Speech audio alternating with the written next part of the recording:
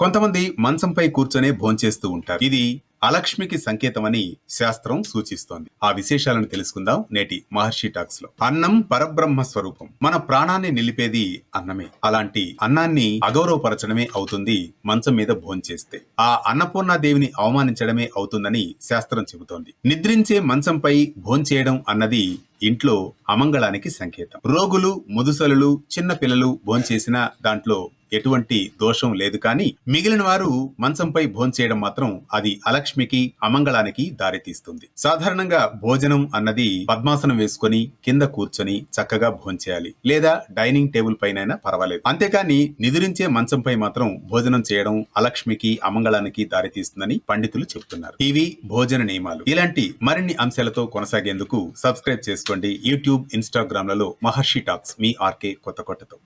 మన సంప్రదాయాలు, ఆచారాలు, పండుగలు, పర్వదినాలు వీటన్నిటి కోసం మీ మొబైల్లో డౌన్లోడ్ చేసుకోండి వేటూ న్యూస్.